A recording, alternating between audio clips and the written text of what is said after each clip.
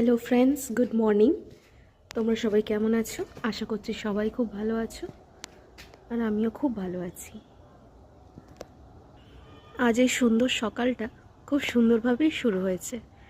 যখন দেখবে শীতের সকালে এরকম একটা ঝলমলে রোদ, তার দিনটা যে কত সুন্দর যাবে আশা করছি সবাই বুঝতে পারছো। তো চলো, আজকে তোমাদের সাথে আমার বাগানের কিছু গাছ শেয়ার করবো আমি। এই যে ফার্স্টে দেখতে পাচ্ছ, এইগুলো কি বলো তো? এগুলো মূলো শাক। জানি আমার থেকে বেটার সবাই জানে এগুলো কি কি শাক, আমার অতটা নলেজ নেই সত্যি বলছি। এইগুলো হচ্ছে সবই আমার হাজব্যান্ড আর আমার মা চাষ করেছে, বেশিরভাগ ক্রেডিট আমার হাজব্যান্ডের। এই যে দেখতে পাচ্ছ এখানে কত সুন্দর সুন্দর গোলাপ ফুটে আছে, অনেক কটাই কুড়িয়েও হয়ে আছে। ভালো লাগে, এই ফেভারেট আমার এই গাছটা। প্রত্যেক দিন 3-4-5টা করে ফুল হয়। আর এই যে ম্যারিগোল্ড গাছ, মানে গাঁদা ফুলের গাছটা, এখানে অনেক কটা কুড়ি হয়ে আছে। ভাবো একসাথে যখন ফুলগুলো ফুটবে কতটাই সুন্দর দেখতে লাগবে। আর এই যে আমার সুন্দরী, ডালিয়া সুন্দরী, কালারটা দেখো, অপূর্ব কালার।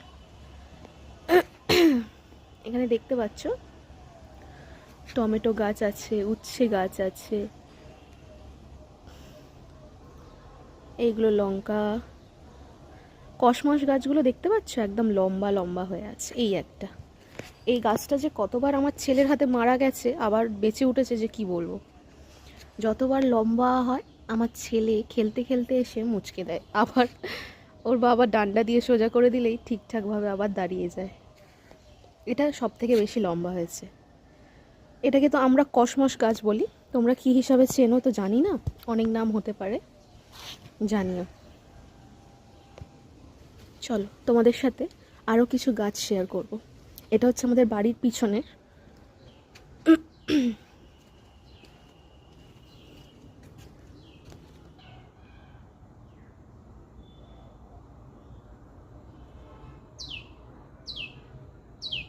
এই যে দেখতে পাচ্ছ এখানে ঝাঁটি বিনস আছে আর উচ্ছে গাছ আছে।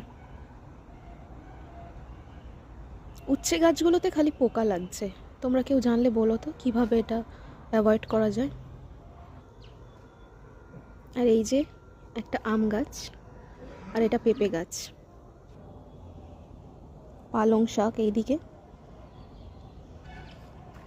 আর এইগুলো ছোট ছোট ধনে পাতা হয়ে আছে। তো চলো তোমাদের সাথে